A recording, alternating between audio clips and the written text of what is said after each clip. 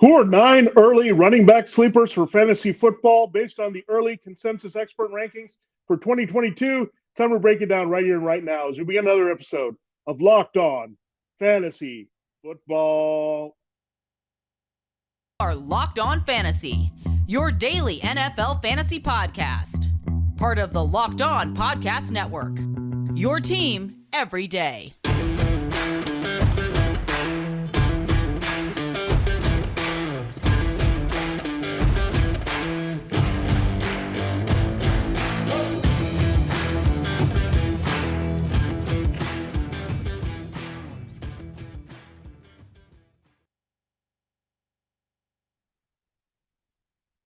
Greetings, everyone, and welcome to another edition of the Locked On Fantasy Football Podcast. As usual, I'm your host, Vinnie Iyer, and I'm not doing this. I'm writing about NFL and fantasy football for SportingNews.com. We're in the quiet part of the offseason as we get ready for mini camps all across the league. We got the rookies getting their work in, the new additions for a lot of teams also looking good in their new uniforms. So a lot of excitement around the corner. Training camp will be here soon enough. The preseason games, fantasy football draft time, and the season here to start getting points on the board. Well, before we do that, we got to look at the early expert consensus rankings. We've looked at the quarterbacks so far, looked at, based on those rankings, who's been overrated, who's been underrated. We'll go to the sleeper side of things to start with running back, and we'll get to the potential bust there on the next show here on Locked On Fantasy Football. So covering all our bases here with fantasy early to see where we're going with these rankings and what players are likely to be adjusted up as we get more information going through training camp and the preseason. So a lot of good stuff there to keep breaking down for you here. Thanks for making Locked On Fantasy Football your first listen every day. We're free and available for you on all platforms. All right, let's dive right into the running backs that I've identified. I've got 9 running backs here. We'll go a little bit deeper at wide receiver when we get to that position, but we'll stick with a good, fine 9 here. These are players I think, again, are going to outperform their current ranking / average draft position or ADP.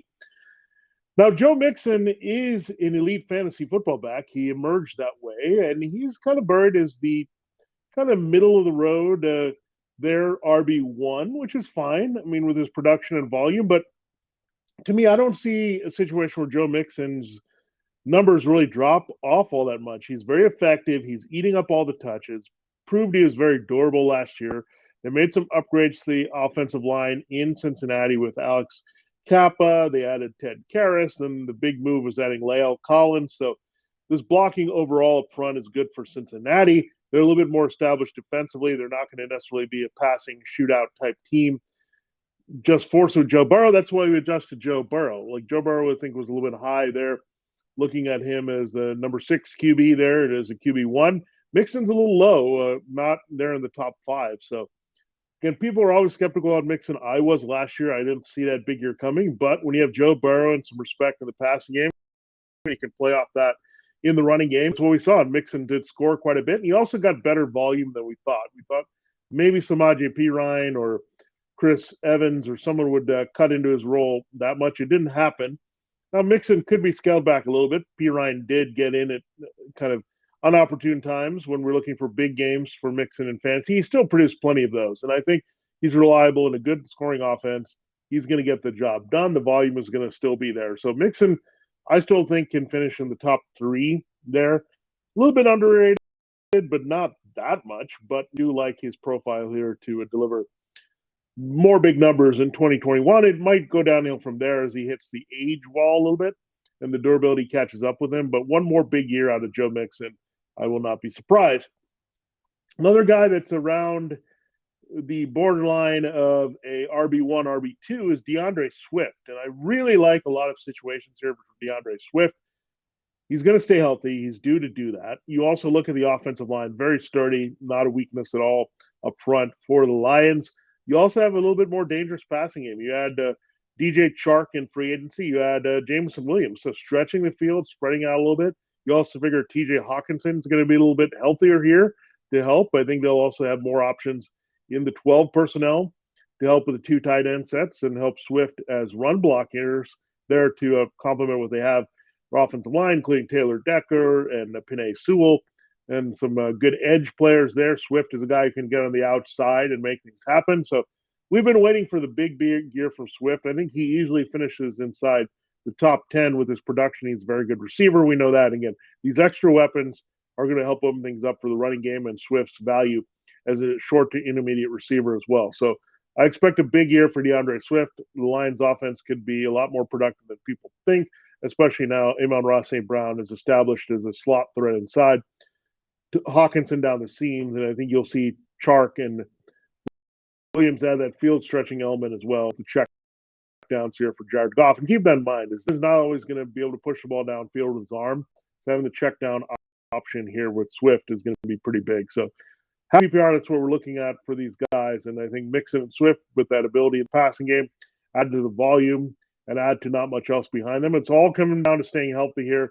And you should trust that from both of these guys as they get 20 to 25 touches per game. Now, Leonard Fournette, I think, is being a little bit underrated. He's down there at a borderline RB1, RB2 as well. But Leonard Fournette finished as RB7, just like his jersey last year in half-point PPR. Look, I know they have some mouths to feed here, but Ronald Jones is gone. You have Giovanni Bernard. We'll see if he makes the team at all. There you have Keyshawn Vaughn, and they used a draft pick on Rachaad White from Arizona State. So a little bit of a crowd, but White is still going to get his feet wet in the NFL.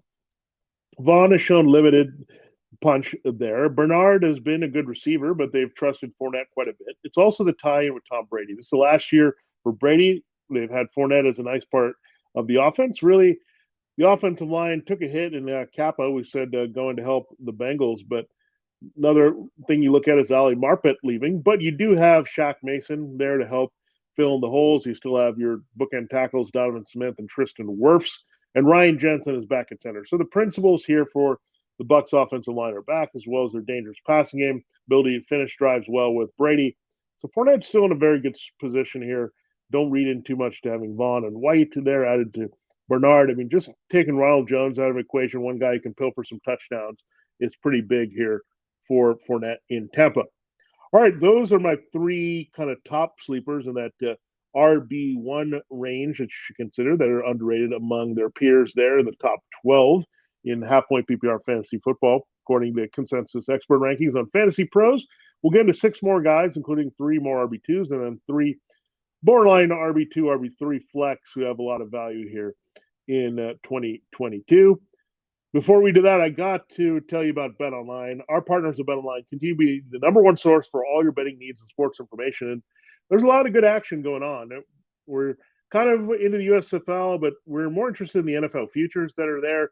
Next season's NFL futures are available right now at BetOnline there for you. And then you can find all the latest odds, news, and sports developments, including what's going on with this year in the basketball playoffs, in the NBA, and the hockey playoffs in AHL. People are looking for the Larry O'Brien Trophy and the Stanley Cup. People are into the second round in the NBA, looking to get rid of the first round here in NHL, but a lot of games still yet to be played to determine the champion there. So check that out. Major League Baseball, we know it's a good time for that as you kind of understand the teams a little bit better now that we're in the established second month. So that's where you can get all what you need there involving those sports, basketball, hockey, and baseball. Again, you can look ahead to the NFL, but you can also have fighting there with boxing and MMA. Combat sports are available to you. So a lot of good stuff there at BetOnline. BetOnline is your continued source for all your sporting wagering information, from live betting to playoffs, esports, and more. Head to the website today or use the mobile device to learn more about the trends in action. BetOnline, where the game starts. All right, we'll continue the show breaking down some more running back sleepers in relation to their rankings so far. These are underrated players, I think, right now, and I think we'll see some market adjustment accordingly as we get closer to the season. Thanks for making Locked On Fantasy Football your first listen every day. We are free and available, just like every show here on the Locked On Network, on all platforms. Cam Akers comes up here. Now, the Rams had big plans for Cam Akers last year. We know he had an injury. They wanted to bring him back in the Super Bowl. He wasn't quite ready to be up to speed to play at the highest level. So Darrell Henderson finished with a bit of an injury there. Sonny Michel's gone from the equation. They went out and used a late draft pick on Kyron Williams out of Notre Dame, a smaller back with some versatility. maybe to give them some pass catching there when Akers and Henderson are not available. But Cam Akers should come back strong. The injury is behind him. The Rams want to treat him like Todd Gurley, give him good volume with Sean McVay. I think it's still a defensive-minded team.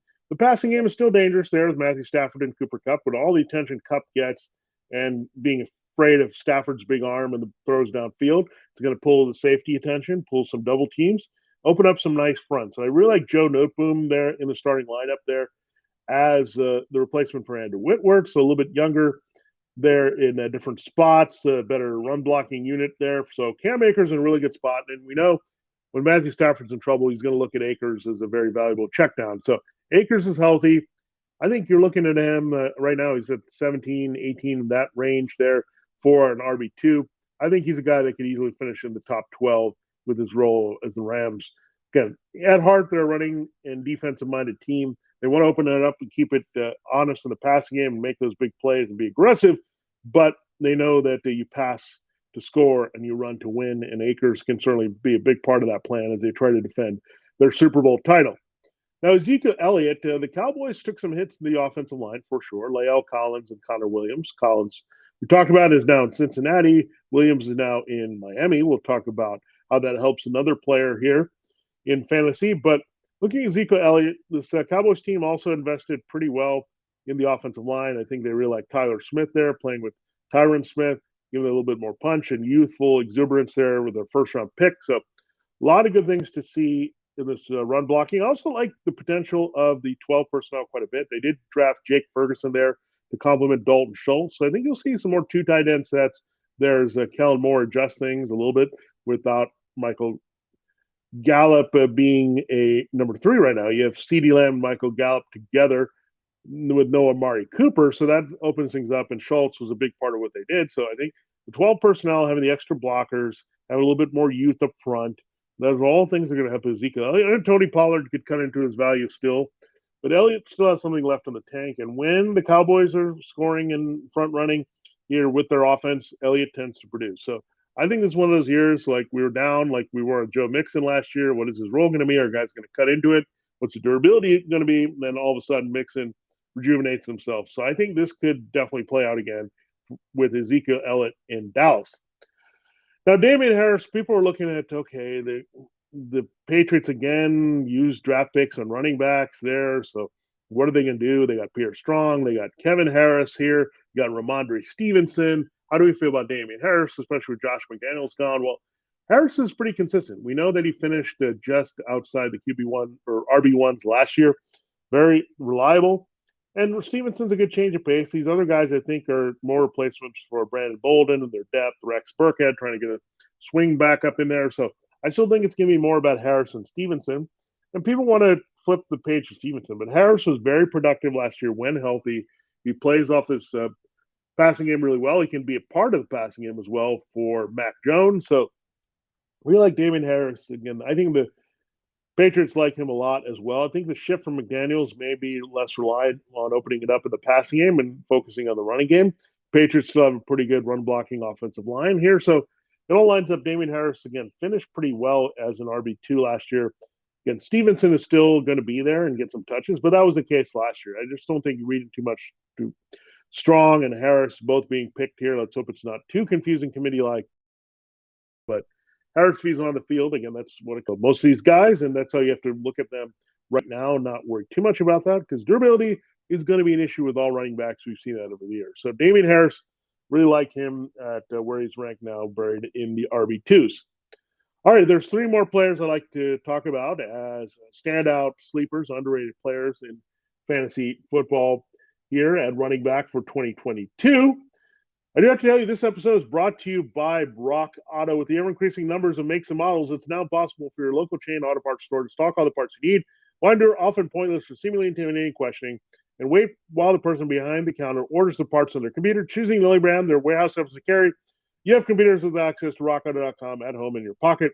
Save time and money when using Rock Auto. Why choose to spend 30, 50, even 100% more for the same parts from a chain store or car dealership? Just take me on to Odyssey Fuel Pump. You can pay $353 at the chain store or get it only for $216 from Rock Auto. Rock Auto prices are reliably low for every customer. They have everything you could need: brake parts, tail lamps, or even new carpet. I needed to get some tough parts for my Honda Accord and my Ford C-Max. They took care of me there at Rock Auto. I had a good search feature, found exactly what I wanted. So we encourage you that you need to go check out what you need for your cars because they're going to take care of you there at Rock Auto. Go explore the Easy Do's website today to find the solution to your auto parts needs. Go to rockauto.com right now and see all the parts available for your car or your truck. Right locked onto their How Did You Hear About Us box so they know what they sent you. Amazing selection, reliably low prices, all the parts your car will ever need. That's all available to you at rockauto.com. All right, it's time to close the show looking at three more standout sleepers. And these are all players that could all creep into that RB1 conversation. I'll hint at that, especially in half-point PPR. That's what we're looking at. The expert consensus rankings on Fantasy Pros. Clyde Edwards-Helaire comes up. Now, he's in the 20s here at running back, but this is a running back overdue for a big impact.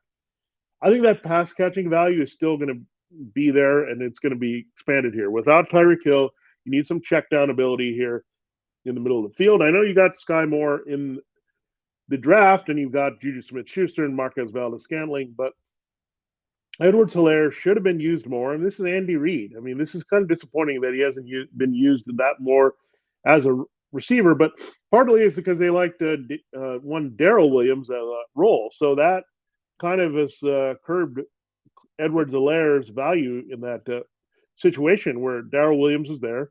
He was a good run blocker and pass protector there, so they could keep him out on third downs. Well, now he's gone, and Edwards-Helaire can maybe have that more feature role. We know Ronald Jones is in the mix as well. He's behind Edwards-Helaire, but he's not a pass catcher. He doesn't have that capacity. So it changed things up where the backup is a little bit different. Edwards-Helaire is going to be leaned on more as a receiver and as a runner here. They need to adjust a little bit, play off that dangerous downfield passing game, still with Patrick Mahomes minus Hill. Get the ball in Edwards-Helaire's hands, and there'll be games that they're going to be winning more short to intermediate passing in the defense, and that could definitely factor in Edwards-Helaire in that plan. So really like Clyde Edwards-Helaire to have an impact beyond just the running here. I think he's teased out a little bit.